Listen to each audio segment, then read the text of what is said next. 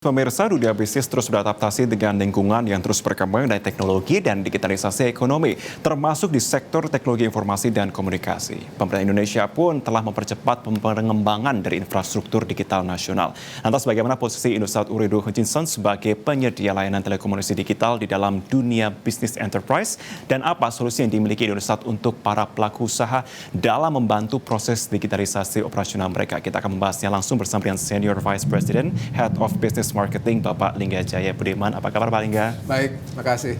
Terima kasih sudah hadir bersama dengan kami. Ini menjadi pertanyaan bersama ya, karena kalau kita ada bersama nih Pak Lingga ya, dalam dunia bisnis digital ini adaptasinya itu cepat sekali. Pemerintah juga sudah mempercepat untuk baik itu infrastrukturnya dan juga pembangunan lain yang menunjang dari digitalisasi nasional. Bagaimana sebenarnya posisi Indosat Bisnis dalam bisnis enterprise? Mungkin kalau boleh, saya menekankan sedikit tentang Indosat Bisnis. Ya. Jadi memang di Indosat ini ada dua SBU. Yes. Satu yang consumer business, yang kita udah ketahui ya, produknya ada AM3 sama Tri, yang SIM card itu. Kemudian di kami adalah SBU untuk enterprise business. Nah, SBU ini yang kita coba dorong bagaimana kita bisa membantu enterprise di Indonesia, baik skala small medium sampai kepada large enterprise. Kalau tadi ditanya bagaimana posisi kami di ekosistem enterprise, karena Indosat juga merupakan large enterprise ya, dan kita sendiri juga mengadopsi beberapa solusi untuk memperbaiki atau untuk improve atau optimalisasi proses kami. Jadi itu yang kita coba bawa kepada pelanggan-pelanggan enterprise bisnis kami gitu loh, baik di skala SMB maupun di large enterprise.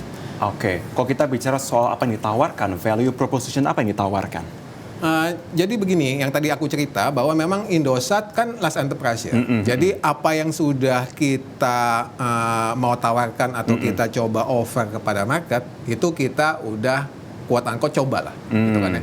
Jadi memang di dalam kami itu ada building block solusi. Yang pertama tentunya karena kami ini telco company, tentunya solusi-solusi di bidang telco ada. Contohnya mobility, contohnya voice, ya kan ya. Kemudian kita juga ada solusi di bidang IT infrastruktur, termasuk di dalamnya ada data center dan cloud. Kemudian kita juga melihat bahwa saat ini kan perkembangan dunia kan ke digital. Yes. Dan begitu masuk ke digital itu sudah pasti prone terhadap attack atau yang kita namakan cyber attack. Gitu. Nah ini yang kita juga punya sampai kepada bagaimana kita membuat solusi SOC untuk membantu pelanggan-pelanggan terutama yang di large enterprise. Kemudian kita juga ada yang paling penting digital analytics. Karena sudah tentu kita yang tadi aku sampaikan dengan pindahnya ke digital dan banyak hal data itu consumption-nya semakin lama semakin tinggi. Iya, betul. Dan itu yang kita mesti bisa manfaatkan. Bagaimana kita bisa melakukan modeling dan analytics sehingga tadi membantu manajemen untuk mengambil keputusan. Tentunya dengan tepat ya. At the end of the day ya pasti keputusan-keputusan itu adalah keputusan bisnis yang penting. Yang sehingga bisa membantu company tadi lebih sustain. Mendapatkan profit yang lebih baik, kemudian bisnis sustainability-nya juga dijaga. I see. Transformasi itu apakah hanya untuk enterprise besar saja atau saatnya juga sudah mulai beralih nih untuk yang menengah dan juga kecil nih? Nah itu yang sometimes kalau kita baca-baca itu banyak mitos yang menyampaikan bahwa yang mesti masuk ke digital hanya company-company atau institusi yang besar. Namun bagi kami karena tadi ya kita melihat ke pelanggan-pelanggan kami yang juga kita serving ya, yang di area SMB ya, small medium gitu kan ya. Kalau kita lihat bagaimana saat ini sebenarnya penerapan solusi atau digitalisasi ke mereka juga menjadi sangat penting. Apalagi kemarin kan kita lihat ya, kita agak slow down dari sisi pertumbuhan karena akibat pandemi. Dengan sudah tidak ada, mau nggak mau, bagaimana kita catch up-nya gitu? Bagaimana kita mengejar ketertinggalan atau slow down di masa sebelumnya? Ya tentunya dengan penerapan digital teknologi ke dalam semua aspek di bisnis mereka gitu, baik untuk institusi small medium maupun ke large enterprise. Cuman jangan jangan diambil kita implement langsung sukses langsung begitu ya. Karena memang digital itu hanya satu aspek loh. Yes. Karena di aspek lain bagaimana entity tadi ya, baik small medium maupun large enterprise juga mesti mengubah mulai dari bisnis prosesnya, kemudian even kepada struktur organisasinya, sehingga bisa tercipta tadi manfaat pada saat mereka move dari yang tadinya tanpa sistem ke dengan sistem. Nah, orang pasti selalu melihat, terutama enterprises, Pak Lingga selalu mengatakan bahwa outputnya yang penting sukses, kemudian yang penting lancar. Padahal kita memerlukan banyak sekali proses untuk bisa transform menuju ke situ ya. Betul. Nah, bagaimana sosialisasi yang juga tentunya Indonesia Business berikan kepada mereka semua, terutama bagi para enterprises kalau kita lihat di sini yang kecil? Jadi kalau saat ini yang kami coba tawarkan, terutama yang untuk skalanya small medium ya, kita kerjasama bagaimana kita juga bisa membantu melakukan edukasi-edukasi, terutama tadi ya quote unquote pelatihan. Sehingga apalagi yang hal ini kan kalau kita lihat jumlah small medium enterprise di Indonesia kan jutaan. Dan mau nggak mau dengan jumlah yang sangat-sangat huge tadi, mau nggak mau mereka menjadi sokongan untuk pertumbuhan ekonomi Indonesia. Ya kan? Dengan mereka kuat, sudah tentu ekonomi negara juga baik. Terbantu juga.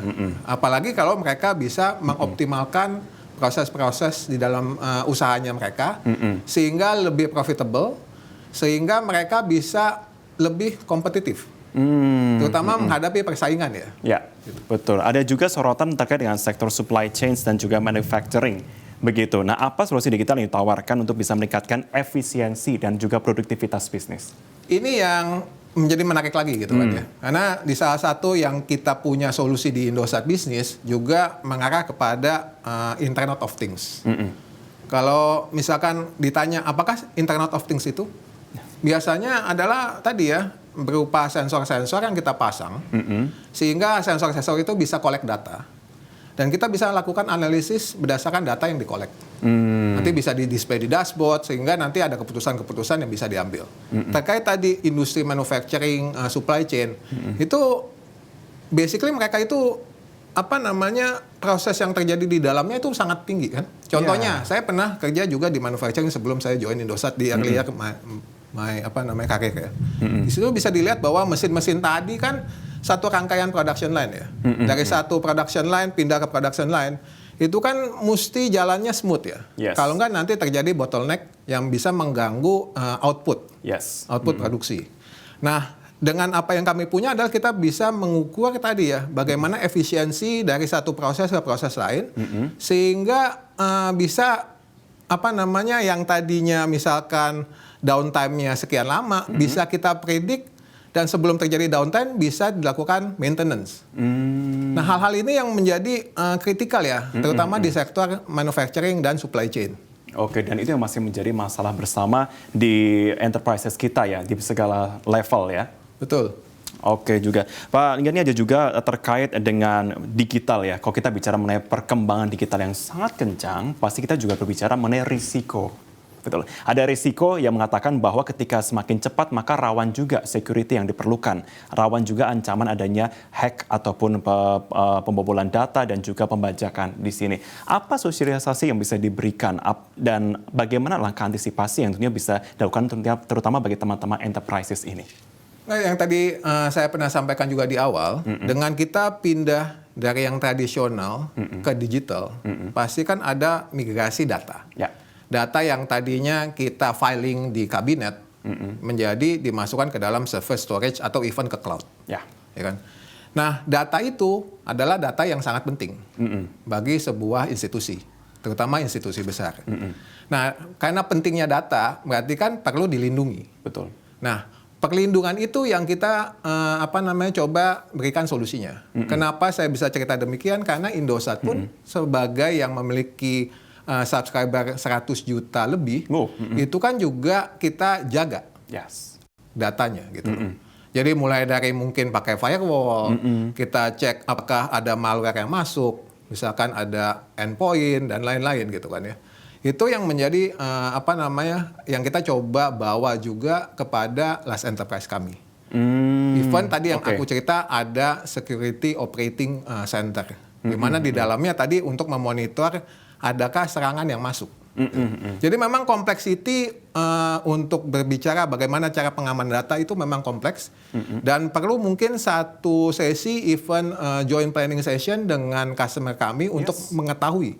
Dan kita bisa melakukan vulnerability assessment untuk memapping apakah ada loophole di sistem mereka yang menjadi ancaman atau yang bisa dimasuki oleh tadi ya hacker atau malware gitu ya. Yes. Waktu awal tadi paling nggak sempat menyebut mengenai cloud solution, begitu untuk bisa membantu mengelola data dan aplikasi. Manfaatnya sebenarnya apa untuk masyarakat? Karena bagi mungkin yang sudah mengikuti perkembangan teknologi dan zaman mereka sudah mengerti, oh ini manfaatnya seperti ini. Tapi apa untuk masyarakat umum yang masih mencoba meraba di industri besar ini?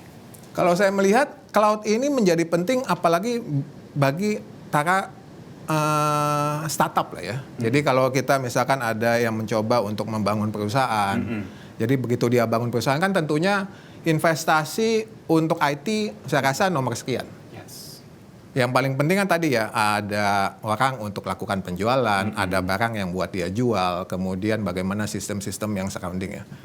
Nah, daripada mereka tadi melakukan investment pertama kali di sektor IT, mereka bisa move ke cloud. Nah itu yang menjadi value proposition untuk cloud business, termasuk yang Indosat punya untuk bisa dinikmati atau diambil manfaatnya bagi enterprise tadi. Ada memang keraguan dari para teman-teman enterprises itu ya di dalam segala lini, baik itu yang mungkin masih skalanya kecil, kemudian menengah sampai dengan besar. Mereka menganggap bahwa ketika kemudian menggunakan security itu, menggunakan teknologi yang kita bisa katakan saat ini memudahkan mereka, itu malah mereka mengatakan ribet begitu. Mereka mengatakan tunggu saya besar dulu ya baru saya pakai teknologi ini. Seberapa urgensinya kah sebenarnya menggunakan tentunya teknologi yang mereka nilai ini mahal atau nanti saja?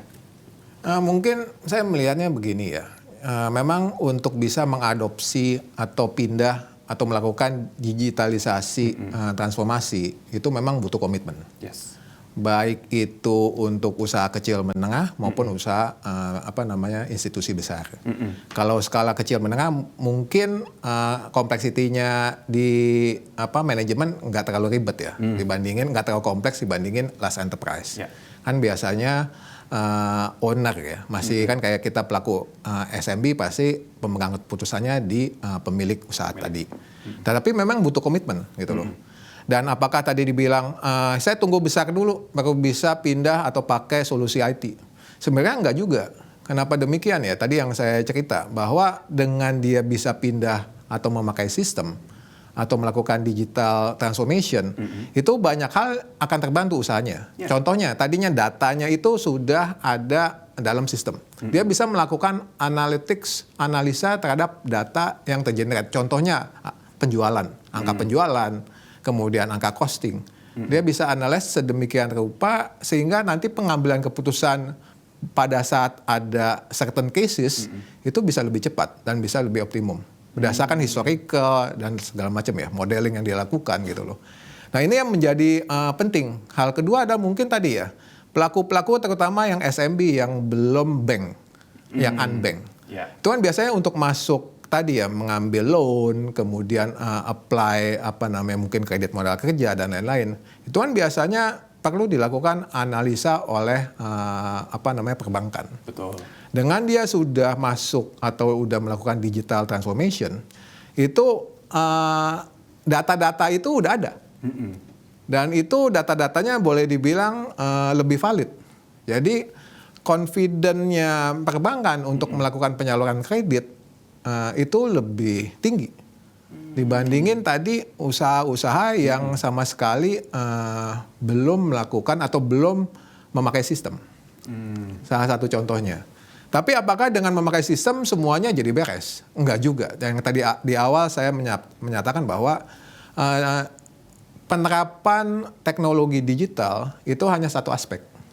Aspek lain sudah tentu bisnis prosesnya mesti diubah. Yang tadinya misalkan ada subunit ini untuk mengerjakan sesuatu yang manual, itu mungkin tidak ada karena sudah di-automate oleh sistem, misalkan. Dengan demikian fokusnya dia untuk melakukan usaha bisa ke sektor yang memang core bisnisnya dia gitu loh. Kemudian mungkin secara struktur organisasi juga bisa berubah, gitu kan ya. Misalkan ada operasional orang yang untuk jagain proses ini. Misalkan contohnya mesin tadi ya. Apapun skalanya gitu loh. Dengan tadi ada sensor, ada IoT yang dipasang, sensor IoT, kemudian dapat alert dan lain-lain. Itu kan pekerjaan yang tadinya dilakukan manual, yang mungkin juga karena ada human error ya, karena kan orang yang melakukan ya, itu bisa terbantu. Betul. Jadi banyak hal yang kita bisa explore dengan sebuah perusahaan atau sebuah entity pindah atau melakukan digital transformation. Dan itu yang kita coba di Indosat Business memberikan offering tadi berdasarkan pengalaman kami juga gitu loh. Karena di sisi lain kami juga memiliki banyak ekosistem partner.